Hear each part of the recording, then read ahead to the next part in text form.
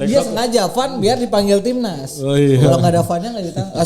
Karena mau nggak mau kita butuh juara gitu untuk melepas dahaga, melepas rasa penasaran, melepas kutukan yang 6 kali final kita gagal. Gitu. Kalau ini masih gagal berarti sistemnya nih yang harus dibenahi.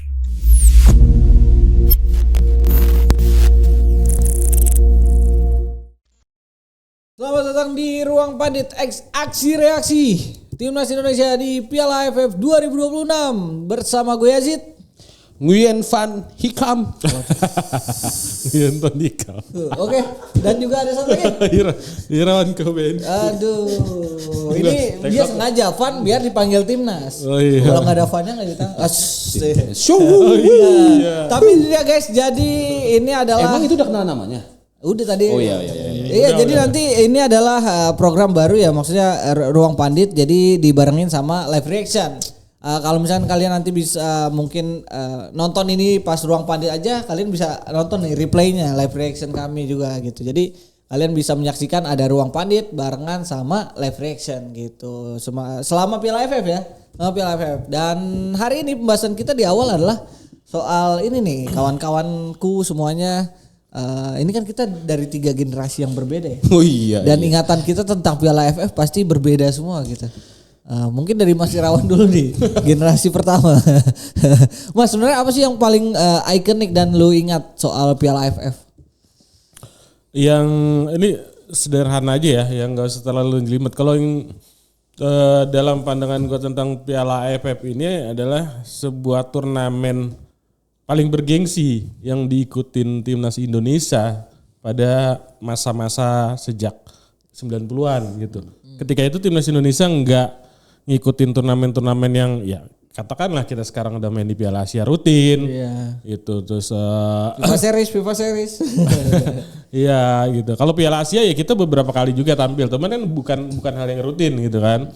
Nah, Piala AFF ini menjadi salah satu yang memang kita anggap paling bergengsi karena banyak lah dari segi rivalitas kita emang paling kerasa banget di AFF ini. Terus dari segi prestis, walaupun ini sebenarnya turnamen banyak yang anggap itu ya turnamen regional doang, apaan sih nggak masuk kalender FIFA. Cuman ketika lu juara, lu akan punya nilai lebih sebagai sebuah negara sepak bola di kawasan Asia. Bahkan lu berhak menyandang label Macan Asia Tenggara kalau ketika lu juara. Oke, itu kalau dari lu Mas gimana Mas? Dua hal yang gue ingat, kegagalan dan kejayaan. Kegagalan adalah Emang pernah jaya ya? enggak ngomong soal kemenangan dan kegagalan ya. Soalnya gue ubah diksinya. Kegagalan adalah gol Bejo Sugianto, kegagalan Bejo Sugianto almarhum mencetak eksekusi adu penalti di Senayan ketika itu kalah di partai final. Kayaknya salah satu-satunya partai final yang adu penalti di sepanjang gelaran Piala AFF. Terus yang kalau misalnya soal kemenangan 4-1 comeback momentum, comeback memorable, comeback yang paling banyak dikenang oleh generasi gua, Boa Solosa di kandang Malaysia. Bukit Jalil 4-1 kalau nggak salah 4-1. Itu membuat Indonesia akhirnya bisa melaju ke kalau nggak salah itu di era itu Semifinal ya, kalau nggak salah semifinal apa? Semifinal, iya benar semifinal. Tapi kita kalah di final kan? Di final kita kalah. Singapura betul. Di itu kita menang 4-1 itu paling banget gue ingat karena tetangga gue banyak orang yang kerja di Malaysia dan menceritakan betapa heroiknya para pendukung timnas di Bukit Jalil saat itu yang membuat suatu saat gue pengen nonton timnas di Bukit Jalil. Itu sih. itu yang paling gue ingat dari AFF. Dan itu ada yang salah satu yang menarik juga kan ketika itu Boas kan itu kalau nggak salah perdana ya atau iya itu ngegolin juga di situ. Perdana tampil di AFF kalau nggak salah ingat. Terus langsung jadi fenomena gitu kan. Gol lawan Vietnam.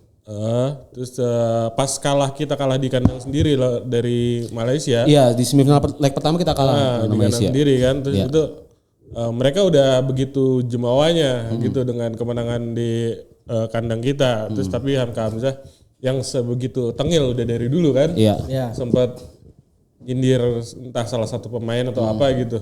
Tunggu aja di Bukit Jalil. Betul. Kita punya satu kartu as yang nggak main di pertandingan ini. Gitu. Kebobolan dulu sebenarnya kita di babak pertama, terus kemudian ada Kurniawan Dwi Yulianto, Haris Yulianto, terus kemudian Boa Solosa dan terakhir kalau nggak salah gue lupa lagi siapa yang golin nanti bisa dicek aja. Oke, itu dia. Kalau gua generasi Gen Z memang biasanya tuh 2010 biasanya. Biasanya 2010, tapi Justru buat gua salah satu yang memorable juga Piala AFF 2016 yang saat itu kita tuh kompetisinya lagi baru jalan ya Torabika Super League. ISJ. Iya kan karena habis dibekukan itu almarhum coach Alfred Riedel tuh ngumpulin tim seada-adanya gitu kan. Ya ada berbekal dari liga itu gitu, tim-tim dipaksa untuk memberikan pemainnya masing-masing 2 per tim gitu. Sementara pemain-pemain juga baru ikut liga lagi, tapi kita bisa sampai ke final saat itu bahkan gua rasa itu penampilan terbaik kita di final menurut gua. Ketimbang waktu lawan Malaysia 2010 ya. Iya. Itu skuad terbaik kalau itu.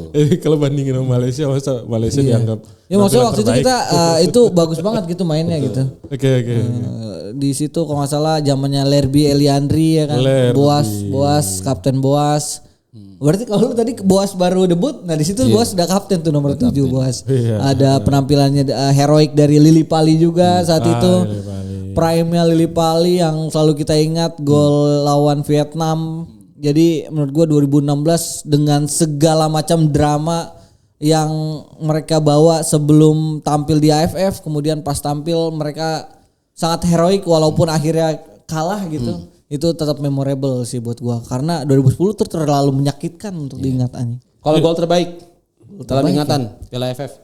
Gol terbaik. Masih dulu. Aduh, gue lupa lagi kalau gol. Siapa ya?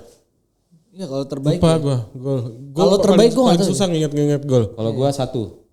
Andik Firmansyah ke gawang Singapura yang memutus tren negatif Indonesia ketika bertemu Singapura dan akhirnya menang di Bukit Jalil 1-0. Oke. Kalau gua justru Zaman dualisme ISL dan IPL. Kalau gue mungkin ini bukan gol terbaik ya, tapi ini gol favorit gue kalau di AFF itu golnya Irfan Bahdim yang dari Octomania nih umpannya yang dia ngeleser gitu. Itu kayak lu pertama kali nonton bola dan lu disuguhin umpan Octomania yang melengkung itu kan, melengkung terus Irfan Bahdim selenderan gitu anjir mantep. Itu kayak memorable banget tuh, iconic menurut gue. Dan kalau pemain yang terlintas ketika gue sebut Piala AFF menurut lu siapa Mas? Kalau di era-era lu gitu. Disebut Piala AFF, pemain yang terlintas itu Satu nama ya? Kiati Suksenamuang. Oke. Harus Indonesia. Coba Indonesia dulu. Indonesia aja. Kita Indonesia aja. Soalnya kita Indonesia. Muang gua Terasil Dangdang kan. Itu juga pengen nyebut itu. Iya, itu wajah AFF sebenarnya. Iya benar. Sama Safi Sali gua. Enggak lebih wajah. Waduh, Safi Sali. Iya, lanjut lu. Yang paling terkenang banget jelas walaupun ini sebenarnya ya kalau kita bicara generasi ya. Generasi gue pasti ngomongnya apalagi gue salah satu bahkan pemain idola gue yang levelnya paling atas di Indonesia itu Kurniawan. Oke. Itu Kurniawan emang udah levelnya mengidolai banget lah. Cuman kalau emang paling berkesan di Piala AFF ngelihatnya ya pasti Boas. Karena fenomena kemunculannya itu yang bikin luar biasa dan sampai dinamika dia tampil cedera segala macam, dinamika pemanggilan yang katanya dia mangkir dipanggil lah segala macam, itu salah satu yang paling inilah berkesan di Piala AFF sama Boci. Kakak Boci luar biasa. Lu Mas? Mursyid Effendi. Waduh, Pak bola gajah. Oke. Ya, nasibnya begitu tragis. Jadi panjang.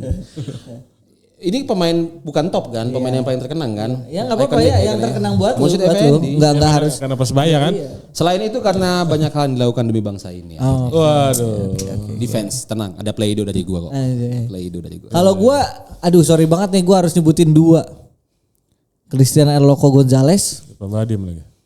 Bukan, sama satu lagi M Nasuha yang sampai berdarah-darah. Itu dia M Nasuha, Bos. Tapi lebih M Nasuhanya sih. M Nasuha.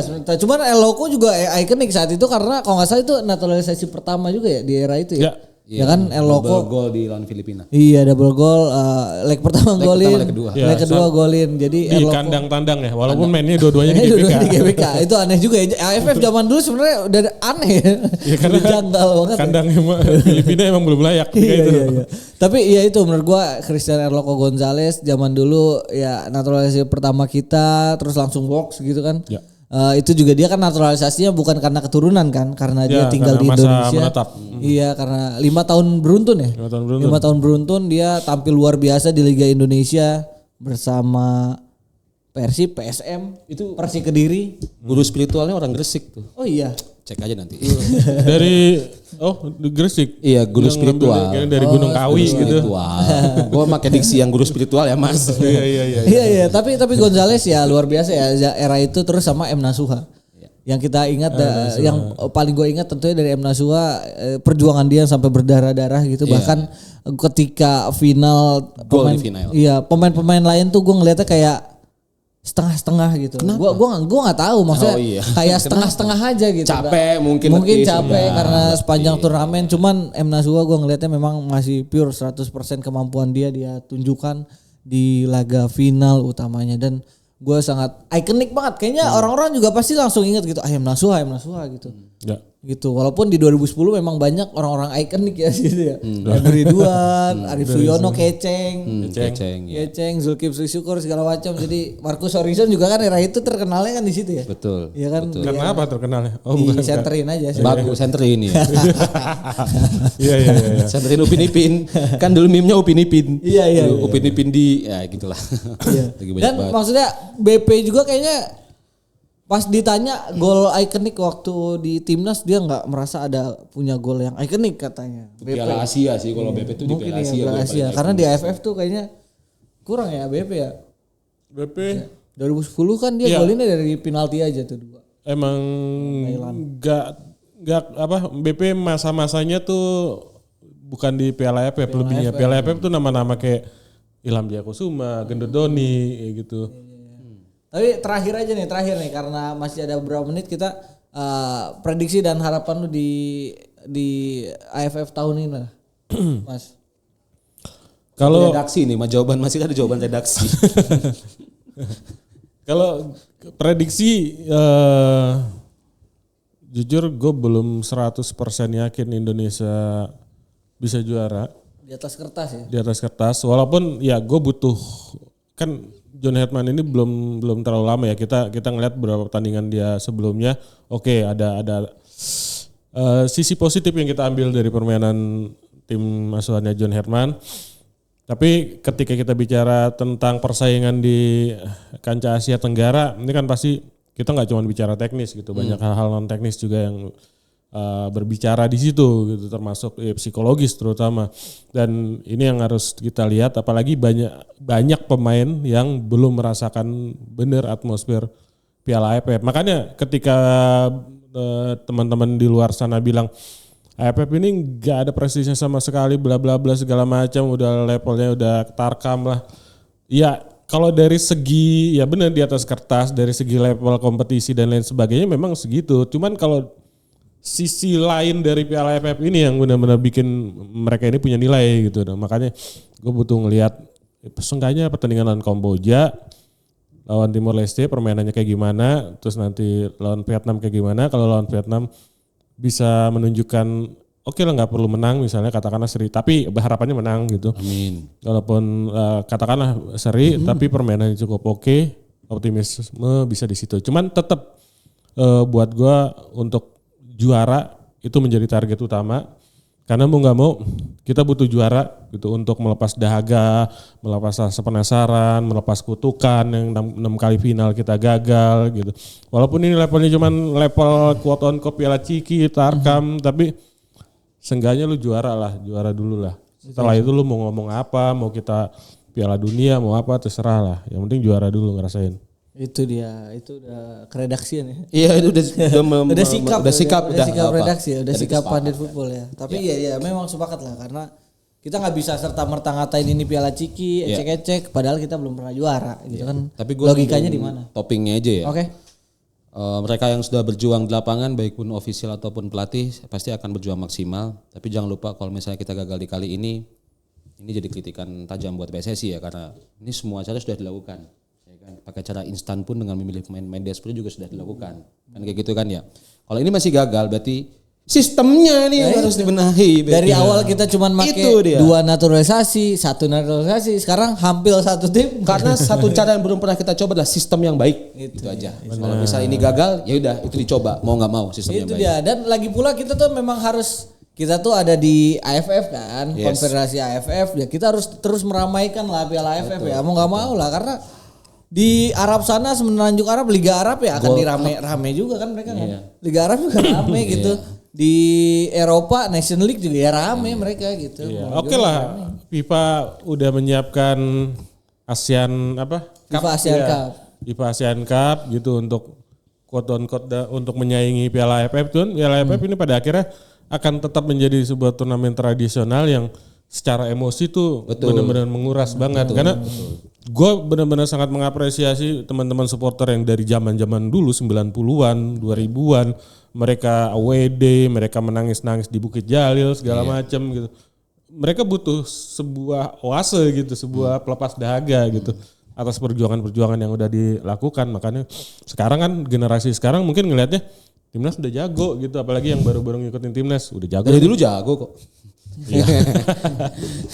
Udah jago, jadi nggak usah ngomong ini itu ya terserah mereka lah. Cuman bagi gue pribadi, bagi beberapa teman-teman mungkin yang beranggapan sama ya, ini masih satu rasa penasaran yang lu kalau mati punya rasa penasaran, lu nggak bakal masuk nggak bakal dipanggil malaikat dulu lu.